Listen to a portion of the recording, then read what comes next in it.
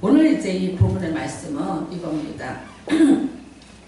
모든 이제 지난주에 말씀을 보면 예루살렘에서 안디옥으로 말하자면 모든 촛대가 다 넘어오게 되죠. 그거는 뭐 어쩔 수 없이 예루살렘의 핍박입니다. 근데 우리는 그 핍박이 왜 핍박이었을까에 대해서도 말씀을 나눴습니다. 결국은 예루살렘의 유대인의 종교가 아닌 예수 그리스도가 아닌 온 세상의 예수 그리스도가 되기 위해서 하나님이 택하신 하나의 방법은 핍박이라는 것이었습니다. 그리고 정말 또 몇 명의 사도들이 썩은 미랄처럼 하나의 미랄이 되었고, 그 다음에 이제 많은 열매들이 거둬지게 됐습니다.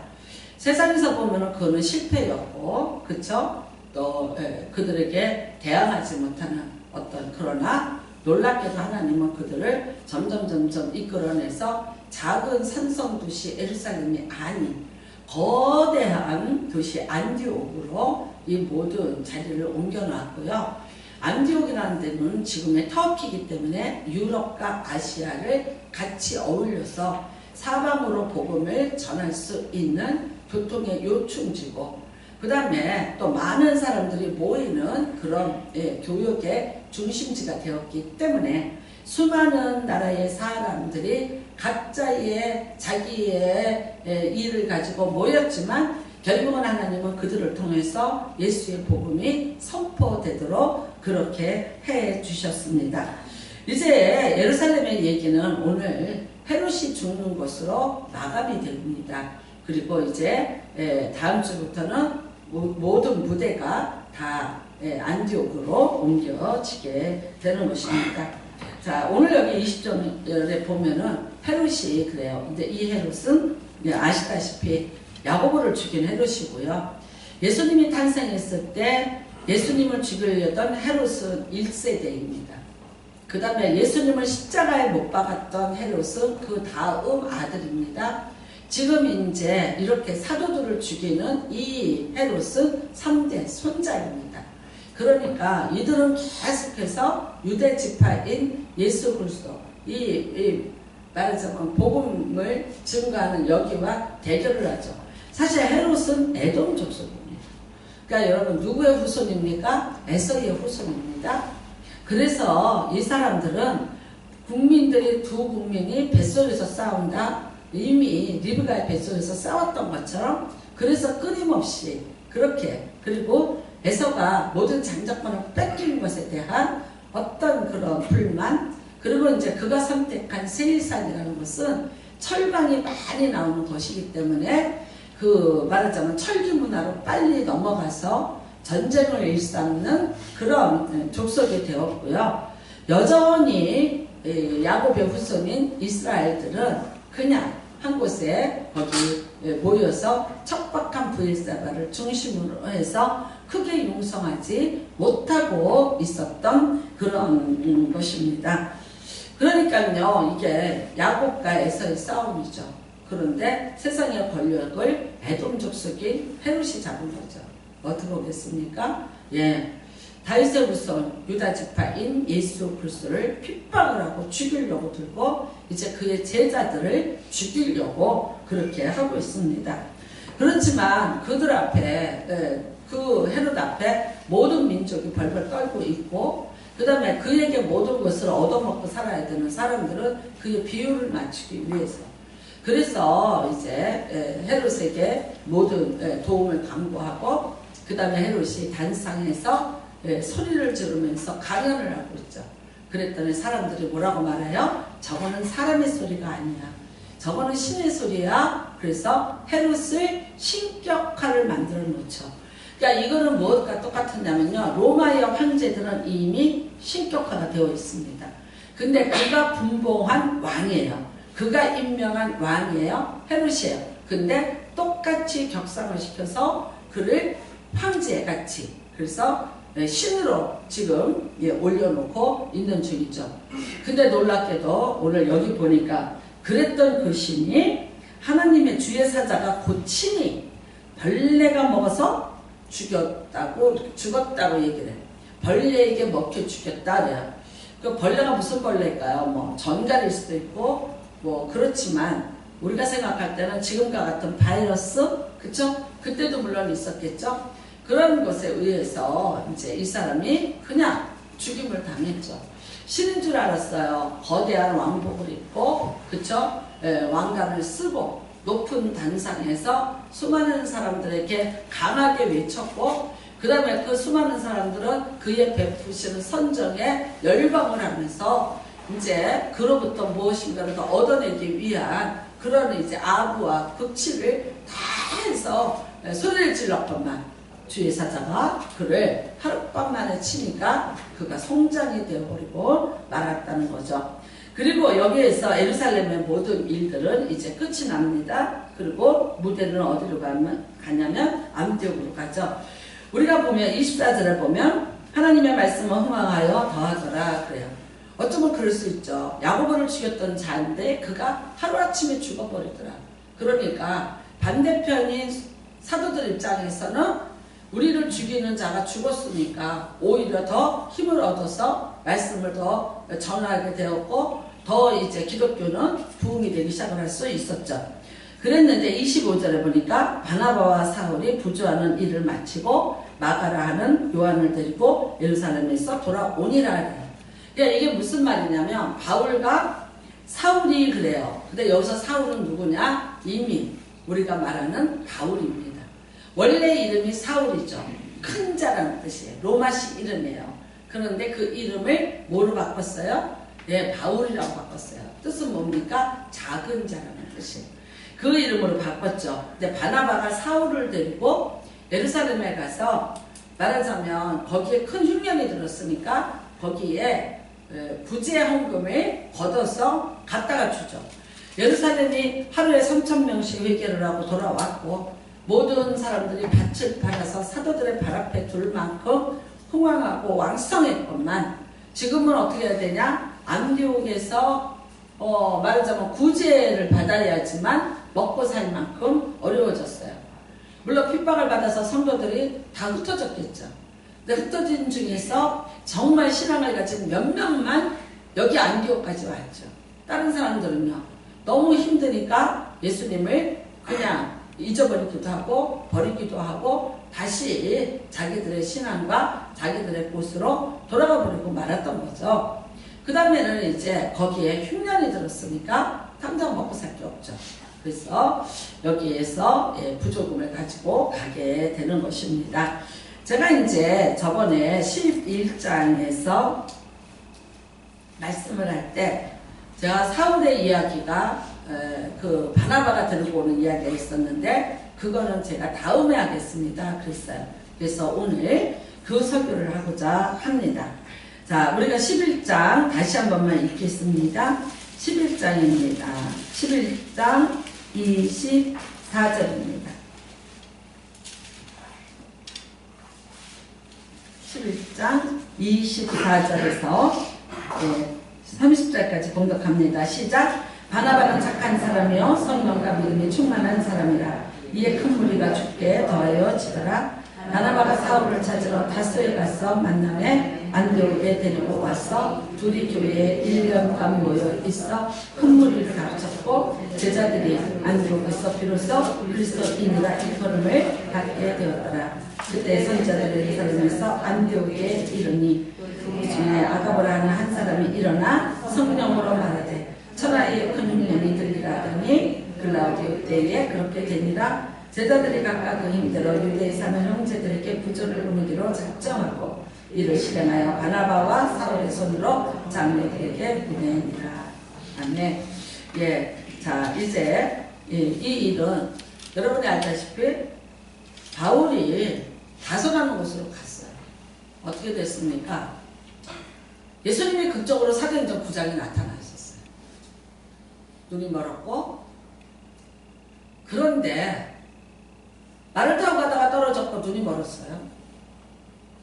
근데 그때 사울이 들은 소리가 뭐예요? 예수님의 음성이었어요. 사울아 사울아 네가 나를 왜 핍박하느냐. 주여 되시오니까 나는 네가 핍박하는 예수라. 참 여러분 완전히 극적으로 예수님을 만나게 되었어요. 놀라웠어요. 지금 사울이 뭐하러 가는 중이에요? 예수 믿는 사람들을 잡고 죽이러 가는 중이에요. 사울에게 너무나 많은 사람들이 희생을 당했죠. 이 사람은 지금 말하면은요, 글쎄 지금 무슨 법이 생긴다고 나라가 시끄러운데 검찰총장? 그쯤 되는 사람이에요. 사법권을 누가 가지고 있냐? 상례들인 공회원이 가지고 있습니다. 거기에서 언제든지 너는 사람을 잡아서 가둘 수도 있고 죽일 수도 있는 권한을 물려받은 사람입니다. 그만큼 믿음이 가는 사람이죠. 왜? 학벌이 지금으로 말하면 서울대생입니다. 그 다음에 가문은 아주 사울 왕의 후손입니다. 그 다음에는요, 재정적인 면에서 아버지가 일찍이 다소에 가서 아시아로 나가서 산업을 일으켜서 돈을 많이 버는 명문 가문이 되었습니다.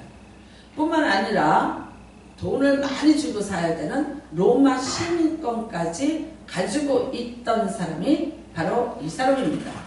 그 다음에 이 사람의 열심은 이로 말할 수가 없죠. 열심이 특심인 사람입니다. 책임감이 강합니다. 그 다음에는요, 하나님에 대해서 율법사입니다. 하나님의 법을 철저하게 지키고 가르치는 자입니다. 그렇기 때문에 어떤 누구든지 하나님의 법을 위배했다, 율법을 위배했다 하면은 당장에 잡아다가 죽일 수도 있고 가둬놓을 수도 있는 권한을 잡은 사람이 누구냐? 이 사도였습니다. 바울이었습니다. 여러분, 얼마나 이 사람이 그 당시에 위협적인 존재였을까요? 그런데 그 열심이 어느 정도 열심이었냐면 예루살렘에 있는 사람들을 색출을 했는데 듣자 하니 이 사람이 시리아의 다마스커스까지 예수 믿는 사람들이 도피했다는 정보를 듣습니다. 그런데 말을 타고 그곳까지 달려가서 거기에 숨어있는 모든 사도와 제자들을 잡아서 끌고 와서 처형을 시키려는 계획을 갖고 달려갔던 자가 있잖아요. 얼마나 수많은 사람들이 사도 바울에게 당했겠습니까? 여러분, 죽음을 당하고 말할 수 없는 핍박을 당하고, 지금 예수 믿는 사람에게 가장 두려운 존재, 최악의 존재는 이 사울이라는 이름을 가진 바울입니다. 그런데 이 사람이 예수님을 만났다고. 만났는데 문제는 뭐냐? 본인은 혼자서 만난 거예요. 이 일을 여러 사람이 같이 똑같이 이런 일을 경험을 하고 그 음성을 들었더라면 조금 나았을 텐데 아니에요. 사람들이 말을 타고 물론 수행원하고 달려갔겠지만 눈이 멀고 그 음성을 듣고 말에서 떨어진 자는 사울이에요. 너라고 부르고 불러서 주여 뉘시니까 이 대답은 아무도 모르고 오직 사울과 예수님만이 나눈 대화예요. 아무도 인정하지 않아요. 아무도 이것에 대해서 그리고 인정할 만큼 이 사람이 그런 존재가 아니에요. 만약 이 사람에게 우리의 아지트가 발견이 된다면, 여기까지 쫓아서 왔다면 우리는 이제 우리의 모든 남아있는 그리스도인들이 해를 받고 어쩌면 기독교인들을 다 잡멸하려고 들어가는 이 사람에게 다 짓밟히고 죽임을 당하고 정말 그야말로 예수 그리스도의 기독교는 여기서 끝장이 날 수도 있는 위험입니다. 사람들이 여러분 점조지를 하면서 다 숨어 있습니다. 여러분이 알다시피 우리가 배너라든가 무슨 영화를 이렇게 좀 보면은 거기에 그때 초대교회 때에 그런 어려움을 겪는 이야기들이 있습니다. 카타콤베로 들어갔었고요. 그 다음에 사자굴에 잡혀가지 않기 위해서 이미 이들이 숨어 있었죠. 글라우디오라는 황제가 모든 사람들을 다 네로와 함께 다 갖다가 잡아다가 사자밥이 되게 하고 그 남은 시체를 태워서 광장을 불을 붙이면서 그 광장에서 씨름을 시키고 죽어가는 노예들, 그 다음에는요 예수 믿는 자들 끌어내서 죽이는 거예요. 그러니까 숨을 수밖에 없었죠. 3층천 밑까지 흙으로 그 흙을 파면서 미로를 만들면서 땅속 깊숙이까지 파고 들어간 거, 그것이 우리가 지금 말하는 카타콤베라고 이렇게 얘기를 하고 거기서 죽고, 거기서 궁지를 죽고 햇빛 못 봐서 죽고 거기서 강달 공사가 돼서 태어나고 하면서 명맥을 유지하고 있는데, 그 억울함을 당하고 그 죽임과 박해를 당하고 있는데 그 박해의 정선에 서 있던 사람이 그렇게 한다면 여러분 어떻게 되겠어요? 근데 이 사람이 돌아왔다고요. 누가 믿어줬습니까? 아나니아를 예수님이 만나게 했어요. 그래서 아나니아가 얘기해요. 그런데 받아들일 수가 없어요. 왜? 너의 얘기예요. 너만의 얘기예요. 어쩌면 이럴 거예요. 그렇게 중요한 일이라면 주님이 우리한테도 나타나서 설명해야 되지 않을까. 근데 주님은 침묵하고 계세요. 많은 사람들의 싸늘한 눈치 받아들여주지 않는 것. 그리고 그것을 인정해주지 않는 것. 그러니까 결국은 어떻게 되냐? 사울이 예루살렘을 떠납니다. 그리고 고향 다소를 갔습니다. 나중에 우리가 다른 성경에서 보면 고향 다소에서는 사도 바울을 만나줬을까요? 못 만나죠. 배교자예요. 여러분 없는 가정 같으면 모르는데 대단히 사업을 하고 대단한 가문입니다. 나의 고객들이 유대인들입니다. 그런데 우리가 유대교를 이렇게 열심히 믿고 있는데 내 아들이 이단의 종교를 믿는다. 받아주겠습니까? 그러면은요 아버지의 사역의 근간이 사업의 근간이 흔들릴 수가 있겠죠. 그 다음에 온 가족은 두려움에 떨고 있죠. 왜? 극렬 유대인들이 이걸 그냥 두겠다는 거예요. 아이들의 해를 입고 자식의 해를 입게 생긴 거예요. 그러니까 고향을 갔지만 아무도 안 받아줘.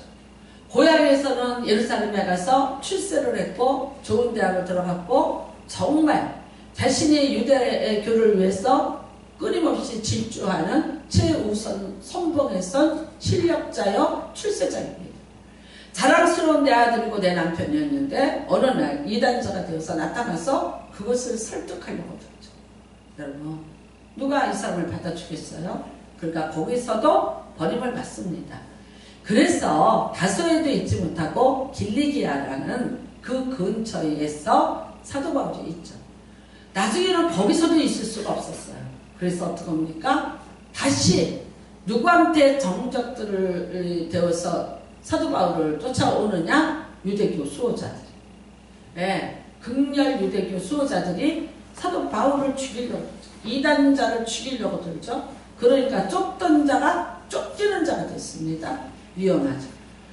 결국은 우리가 갈라디아서를 보면 내가 아라비아 사막에 가서 있었다고 고백을 하게 됩니다. 여러분 아무도 없는 곳이죠. 지금 같은 거기에 무슨 리조트가 있는 것도 아니고 펜션이 있는 것도 아닙니다. 정말 사람이 살 수 없는 극한 상황의 사막, 아라비아 사막에 가서 거기서 한 2년간을 그가 칩거를 하면서 살 수밖에 없었죠. 근데 바나바입니다. 이 바나바가 사울을 찾아 나왔습니다. 여러분 이 사람 찾아와서 어떻게 하겠다는 거예요? 많은 사람이 이 사람을 받아들이잖아요. 그리고 바나바는 힘있는 담임 목사가 아니라 여기는 이미 지금으로 말하면 팀 사역을 하고 있는 거예요. 그러니까 그 팀 사역을 하는 사람들이 대단한 사람입니다. 그 바나바와 니게르를 하는 시몬과, 니게르는 무슨 뜻이냐면 흑인이란 뜻이에요. 니그로족이란 뜻이에요. 그런 시몬이라는 사람이에요. 그 다음에는 구레네 사람 루기오라 그러는데 우리는 이 사람이 시몬, 구레네 시몬, 말하자면 예수의 십자가를 졌던 그런 사람이라고 생각을 합니다. 그 다음에는요, 분봉왕 헤롯, 충이 맞아서 죽은 헤롯의 젖동생 마나엘과 그러니까 젖동생이라는 건 두 가지로 봅니다. 젖을 유모에게 같이 나눠 먹었어요. 그러니까 친동생일 수도 있고 아니면 이 어렸을 때부터 이런 왕손들은 친구를 만들어주기 위해서 같이 키운다는 거죠. 그래서 왕자로서의 대우를 다 받으면서 그 왕의 친구로서 같이 자라게 하는 사람이 있었대요. 어쨌든 보통 사람은 아니죠. 귀족 중에 고름을 받은 사람이죠. 이렇게 힘 있는 사람도 있었어요. 그리고 뭐라 그래요? 및 사울이라. 그러니까 그런 사람들이 있고 그 다음에는 사울은 그야말로 그 팀 사역에서 가장 정말 힘이 없고 가장 말재로 있어서 및 사울이 되는 거죠. 그러니까 왜 그렇겠어요? 사울을 드러내서 사역을 시킬 수가 없어요. 아직도 반대하는 사람이 있어요. 아직도 의심하는 자가 있어요. 우리가 무슨 회의를 하는데 어디까지 해야 돼? 저 사람이. 우리 지금요, 우리나라에서 저도 그거는 좀 불만이었어요. 국회의원을 뽑았는데 누굴 뽑았냐면 영국에서 기여한 북한의 영국의 런던의 영사였던 사람이 있죠. 태무라 그래요. 네. 그분이 우리나라 국회의원이 됐어요. 나는 저 개인적으로는 굉장히 싫어요. 아니 어디서 인물을 못 찾아서. 근데 솔직히 말해서 그래요? 그 사람 그렇게 다 믿어져요? 나는 몰라. 안 믿어져. 그 다음에 그 사람이 국방위원회로 들어간다는 거예요. 국회의원들이 이렇게 부서가 있어요. 그런데 그 사람이 국방위로 들어간다는 거. 그러면은요, 우리나라 국방의 모든 정보가 국회에서 이게 다 열람이 가능한데 이 사람이 이게 다 열람이 가능한 거예요. 그러면 진짜 이 사람이 대한민국을 위해서 일하는 진짜인지, 안 그러면 이것을 갖다가 북한에다가 빼들려면 우리는 말할 수 없는 정보를 잃어버리고 준비했던 모든 것들이 다 손실이 일어나고 어쩌면 북한에게 엄청 이로운 걸 줘서 역습을 당할 수도 있다는 거예요. 그런데 하필이면 이 위험한 사람을 왜 국회의원을 만들고 왜 이 사람을 국방위에다 집어넣느냐는 거야.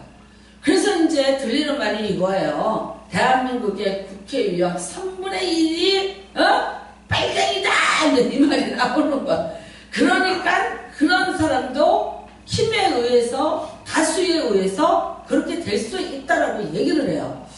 참, 그러면서 그 뉴스를 보면서 두 가지였어요. 물론 저도 못 믿는 쪽이에요. 저도 안 그랬으면 좋겠어. 그리고 이렇게 위험한 것도 안 했으면 좋겠다는 생각을 해. 그냥 그 사람 다른 쪽에다가 두면 안 될까? 그리고 국회의원까지? 그거는 좀 너무 심한 게 아닌가라는. 그리고 그 사람이 우리나라 넘어온 지가 몇 년 지금 되지 않았잖아요. 그러니까 이런 일이죠. 여러분, 많은 사람들이 저와 같은 생각을 하고 있었어요. 근데 어쨌든 그 사람은 국회의원에 당선이 됐는데, 그것도 뭐 저 시골에서 당선이 된 게 아니라 떳떳하게 강남에서 당선이 되니까 비례대표로 됐어요. 어떻게 됐는지 하여튼 나는 좀 그렇죠. 그러니까 여러분, 가만히 생각해보면 지금 사도 바울이 그런 것 아니에요? 전혀 저 반대쪽에 있던 사람이에요. 근데 이 사람을 우리가 받아들였다고. 그래서 지금 안디옥이라는 이 복음의 거점에 이 사람을 두고 같이 일을 해야 되는데, 같이 일을 하는 사람들이 보통 사람들이 아닌 거예요. 사울이 없어도 여기 있는 이 사람들만 가지고도 얼마든지 이 사역을 감당할 수 있는데, 하필이면 사울이야. 근데 이거를 누가 데려왔냐? 착한 사람이요, 성령이 충만한 바나바가 데려와. 결국 뭡니까? 왜 성령이 충만한 자라고 썼을까요? 바나바가 사울을 데리고 온 것은 일반적인 인정이나 자기의 어떤 감성에 의해서 이루어진 것이 아니라 성령이 충만했기 때문에 하나님이 이 사람을 데리고 오도록 하셨기 때문에. 그래서 여러분, 바나바가 사울을 찾으러 참 많은 시간을 허비하면서 데리고 옵니다.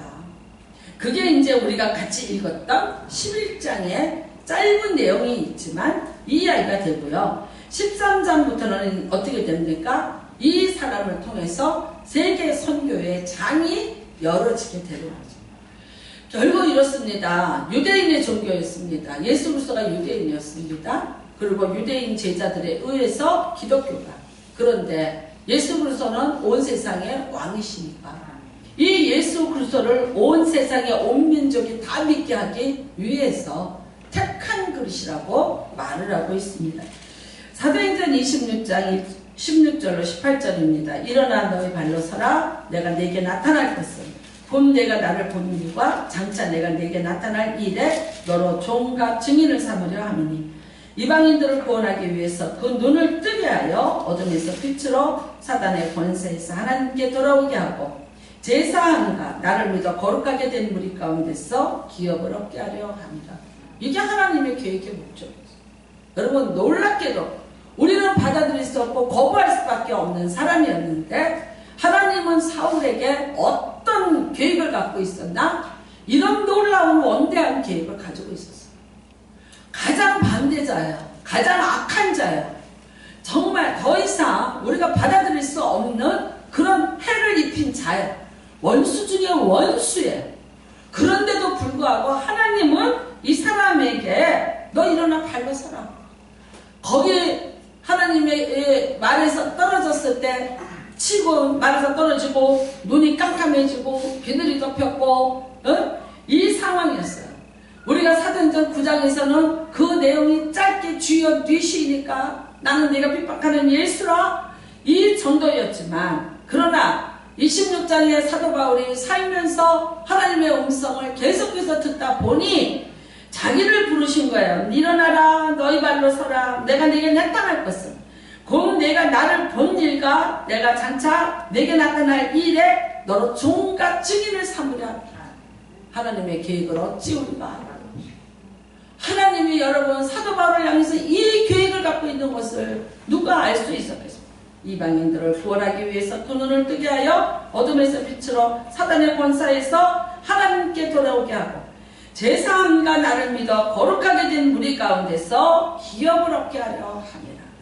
여러분 하나님의 계획은 몰라요. 자, 조조순 씨가 어저께 나왔습니다. 전 세계가 경악을 했어요. 미국 뉴스에 나오고 미국 잡지에 나오고 미국 신문에 나오고 그냥 우리 동네 안 사는 아저씨인데 지금 이 양반이 어떻게 됐는지 전 세계 인물이 돼버렸어요. 유럽이고 어디고요. 전 세계에서 지금 뉴스로 조두순을 다루고 있어요. 근데 다루는 이유는 이거예요. 그렇게 악한 사람인데 형량이 적다.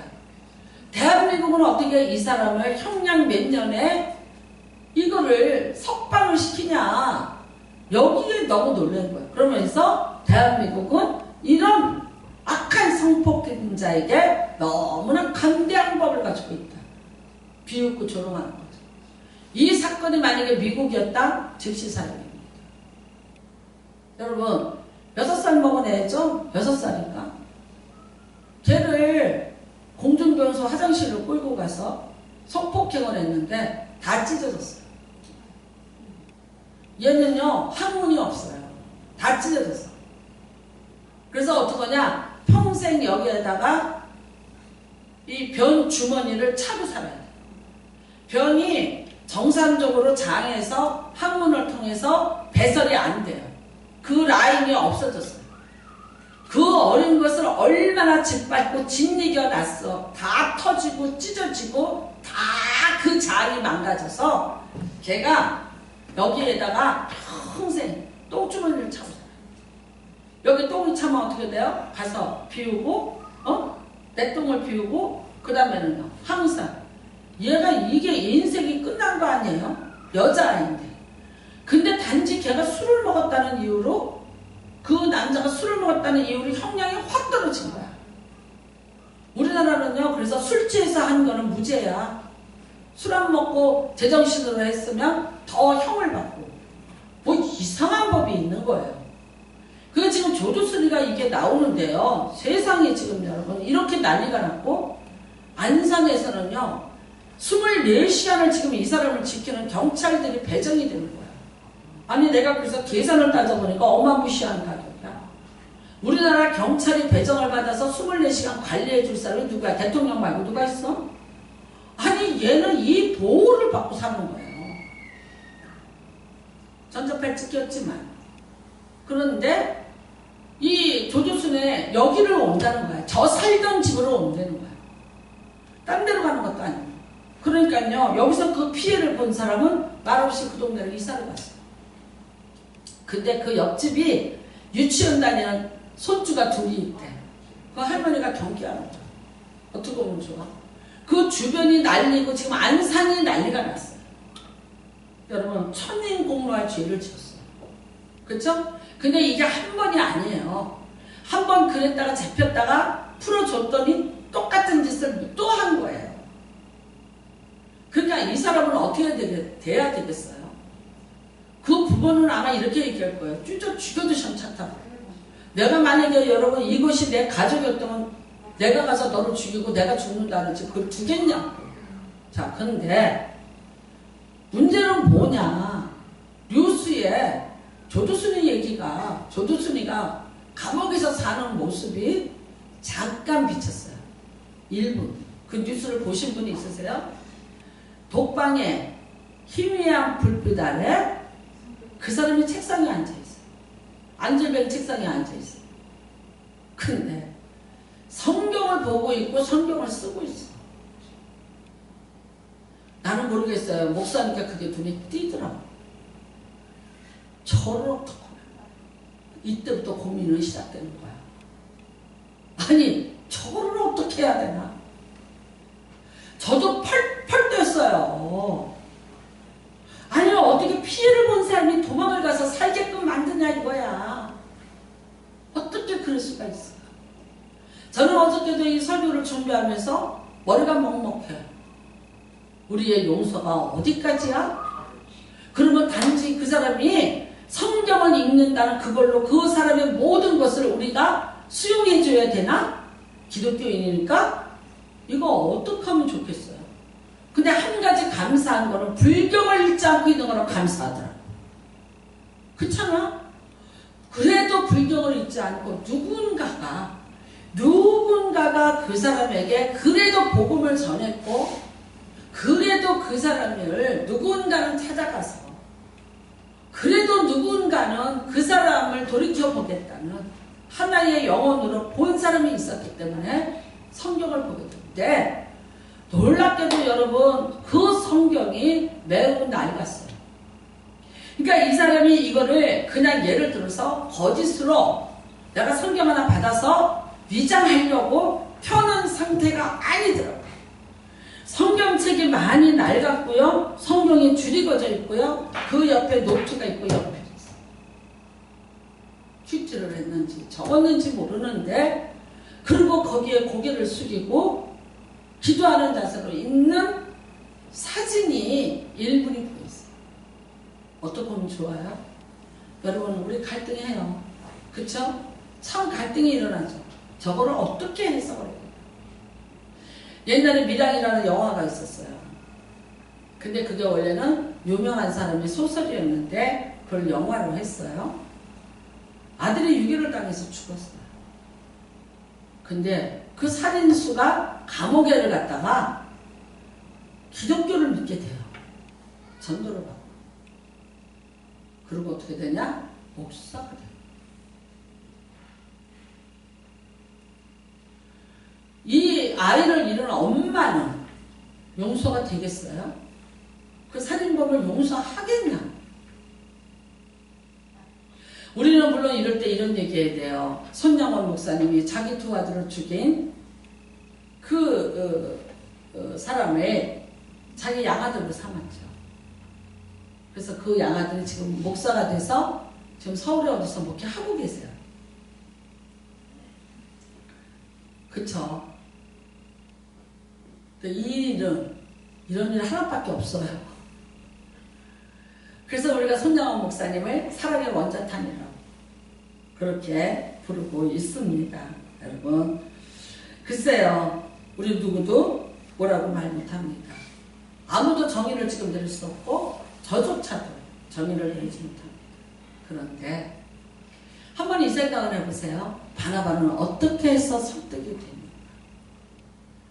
바나바가 하나님 앞에 설득이 돼서 사울을 찾으러 그렇게 먼 데까지 가서 그리고 다소에서 길리기아까지 가서 사울을 설득해서 끌어온 데까지 그의 힘은 아닙니다. 하나님의 설득이었을 것입니다. 하나님이 사울을 설득해서 나를 반대하고 나의 적이었던 그래서 나를 도저히 받아들일 수 없는 그 사람들 사이로 가서 네가 사역을 하라고 했다. 그거를 받아들인 바울이나 그 사람을 데리고 와서 너의 사역의 중심에 두라고 말하는 바나바에게 말한 하나님이나 동일하시오. 나는 여러분들한테 무조건 용서해라. 너무 우리 기독교는 값싼 용서를 너무나 많이 하고 살았어요. 그래서 그냥 하면 용서 받는 줄 알아. 그냥 그거 아무것도 아니고 하나님은 용서해. 하나님은 다 어떤 것이든지 용서하잖아. 물론 은혜예요. 큰 은혜인데 이게 뭐예요? 방종가. 때로는 우리의 자기 기만, 여러 가지 악영향을 미치면서 죄라는 것에 대한 경고와 두려움에서 우리가 너무 많이 맞고 우리의 마음에 양약을 발라서 나는 해를 입지 않고 나는 어려움을 안 겪는다는 자기 긍정에 빠져 있을 수가 있어요. 여러분, 저는 이렇게 생각합니다. 그래요. 첫 번째는 하나님은 어떤 자도 택해요. 어떤 자이든지 택해요. 그런데 어떡하냐? 택함을 받았는데 그 하나님 앞에 택함을 받은 자를 우리가 보고 우리가 거부할 자격은 없다. 만약에 하나님이 용서하셨고 하나님이 그렇게 하라고 그러고 하나님이 그 사람을 택해서 그렇게 내가 쓰겠다고 말한다면 거기에 대해서 우리가 아니요라고 거부할 거부권은 우리한테 없다. 그러니까 최소한 용서가 다 안 되더라도 거부는 우리는 하면 안 된다는 겁니다. 우리나라에서 그 사형법이 실질적으로 폐지해요. 사형 안 시켜요. 우리나라 김대중 대통령 때부터였다고 제가 보는데 사형 안 시키고 그냥 무기징역으로 그냥 둡니다. 그 일이 왜 있었냐면요. 한 교도관의 눈물에 탄원이 있어요. 어떤 사건 때문에 그분이 그러셨냐면 김대두 사건이에요. 김대두가 자기 고향에 내려가서 엄마가 재가를 했죠. 자기를 두고. 그래서 천덕그룹으로 할아버지 집으로 삼촌 집으로 그렇게 말할 수 없는 어렸을 때부터 고생을 하면서 살았어요. 근데 엄마는 행복하게 사는 줄 알았어요. 보복을 결심했죠. 그래서 죽여요. 사람들을 죽였는데 하나 죽였는데 쫓아오니까 또 죽이고 들킬 것 같으니까 죽이고 내가 또 죽이고 싶은 사람 죽여야 되니까 죽이고 16명 죽였죠. 그래서 살인마 김대두예요. 16명을 죽였으면 당연히 사형이었어요. 근데 이분을 교화시킨 목사님이 자기는 두 얼굴을 봤다는 거예요. 여러분 아세요? 레오나르도 다빈치가 그 최후의 만찬을 그리는데 예수님을 그렸어요. 맨 마지막까지 못 그린 게 누구냐? 가룟 유다예요. 돌아다니면서 가룟 유다를 찾으러 다니는 거예요. 모델을. 이거 하나만 그리면 이 그림이 완성돼요. 찾아왔어요. 그래서 가룟 유다를 그렸어요. 나중에 알았죠? 예수님과 동일한 인물이었다. 한때는 그 사람은 사랑에 얼굴을 가득히 담고 연민을 담은 예수의 상이었어요. 근데 어느 날 그의 얼굴에서 예수를 죽이는 가룟 유다의 상이 나온 거예요. 그러고 봤더니 동일한 한 사람이었다.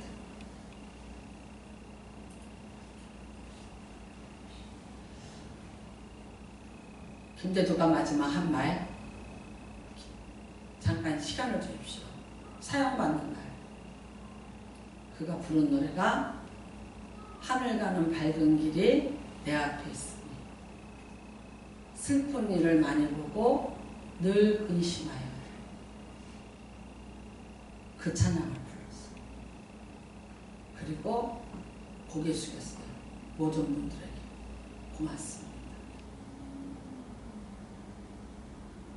그 모습을 보고 이분이 사형 폐지 운동을 일으키신 거예요. 여러분, 그렇습니다. 우리가 세상 살다 보면 참 많은 사람들을 만나게 됩니다. 피해자도 되고, 내가 때로는 피해자도 돼요. 내가 가해자도 됐어요. 나에게 말할 수 없는 상처를 준 자도 있어요. 내가 또 상처를 준 자도 있어요. 우리는 나는 상처만 받았다고 얘기하시면 안 돼. 그래서 뭐라 그래요? 며느리 얘기, 시어머니 얘기 다 들어라. 안방에 가서 듣고 부엌에 가서 들어야 결론 난다 그래. 한 사람이 피해자도 될 수 있고 가해자도 될 수 있는 거야. 세상은 그래요. 그런데 어떻게 하시겠습니까?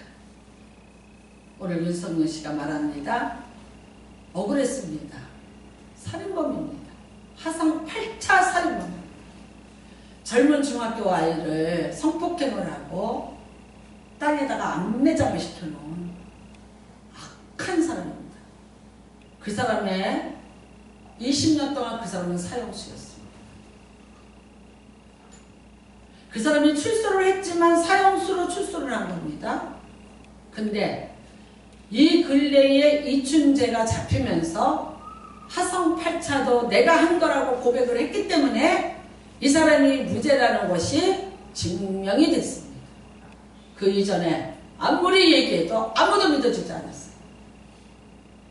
할아버지 제삿날이라 제사 지내려고 출소한 지 몇 달 만에 맘 먹고 같은 동네에서 자랐던 사촌들을 만나려고 갔는데 너 같은 살인범이 여기를 왜 왔냐고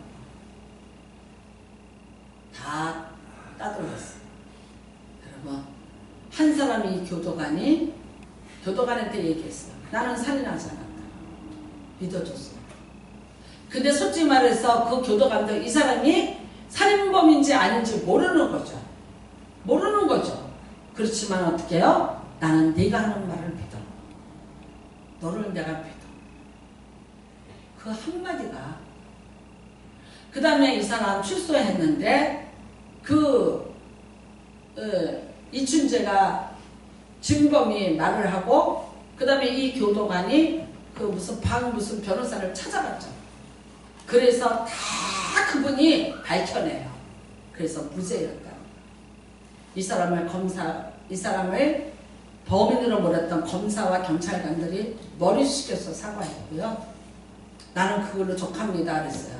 근데 제가 뒷담화로 듣기는 그 변호사님이 나라에다가 이 사람이 20년 동안 사는 것에 대한 보상을 받아냅니다. 제가 알기로 수시거든요. 조금 따뜻하게 사촌들 해주지 그랬어. 그치? 조금 받아주지. 살인범이건 뭐건 그래도 너는 우리 핏줄이니까 라고 밥 한 끼 따뜻하게 먹여 보냈다면 윤석열가 가만히 있지 않았을 텐데 갑자기 부자가 돼버렸어. 유명인이 돼버렸어요. 물론 이거는 극적인 얘기지만 여러분 다시 한번 생각해 보시기 바랍니다. 우리 주변에 어쩌면 천인공노할 그래서 우리가 낙인을 찍어서 더 이상은 이 사람은 아닌데라는 우리 결단을 내리고 진단을 내린 수많은 사람들 중에 혹시 알겠는가 하나님께서 선택하신 그릇이 있는 거죠. 그리고 우리는 이렇습니다. 여러분 어떤 일이 있어도 포기는 하지 말자. 포기는 하지 말자. 하나님이 사도 바울을 사울일 때 그 악한 자에도 포기하지 않고 끝까지 사랑해 줬기 때문에 그 사람이 이후에 매를 맞고 목숨을 걸고 그 폭행을 다니면서도 그 예수를 증거하는데 목숨을 바치는 한 사람의 친구가 되지 않았는가. 만일 요한복음 21장에 디베랴 바닷가에 예수님이 가시지 않았더라. 나는 그 장면에서 눈물 납니다. 예수님을 다 버리고 떠났습니다. 그런데 예수님은 그날 아침에 뭘 하고 계셨어요? 그들보다 먼저 생선을 잡아서 구워 놓았고요. 그들이 먹을 빵을 준비를 해놓고 아침 조반을 차려놓고 그 도망간 놈들, 배신한 놈들, 욕하고 돌아섰던 놈을 먹이기 위해서 기다리고 계셨던 분이 예수 그리스도. 그 생선을 먹고 그 떡을 먹고 내가 주를 사랑하는 줄 주께서 하신 거예요. 여러분, 숙제입니다. 우리의 숙제입니다. 기독교인은 거룩하게 살려고 합니다. 잘 살려고 노력합니다. 하나님의 뜻대로 살려고 하다 보니까 너무 우리가 어떤 때는 경직돼 있고 우리가 너무 긴장하고 있어요. 그래서 어떻게 해요? 심하게 대척을 하는 독선이라는 말을 듣는 집단화가 되어 그 기독교가 지금 오늘의 모습이 아닙니다. 여러분 주변에 혹시라도 누가 알겠는가? 하나님의 은혜를 그리고 하나님의 그 영광 속에 하나님의 그 내가 감당하지도 못할 사역을 감당할 준비를 시키고 있는 분이 있을런지 누가 알겠는가? 소망을 잃어버리지 마시기를 주님의 이름으로 축복합니다. 그리고 기대하면서 바라보면서 내가 받은 작은 사랑 조금 나누고 인내하고 참으시면서 견뎌내셨습니다. 여러분 이 세상이 아름다운 주의 나라가 되게 하시기를 주님의 이름으로 축복합니다. 기도하시겠습니다. 우리 한번 같이 기도합니다. 누굴까? 네, 여러분 그게 바로 나였습니다. 내가 사울이었는데 나를 불러내셨고 웬일인지 왜 은혜인지 나 알지 못하지만 또 여러분 우리 옆에 사울과 같은 자가 울고 있을 수 있습니다. 네. 다 포기하고 다 결단내지 마시고 오늘도 주님 앞에 그 이름을 부르며 도움을 요청하시기를 바랍니다. 주여 요청하시고 기도합니다. 주여 하나님 아버지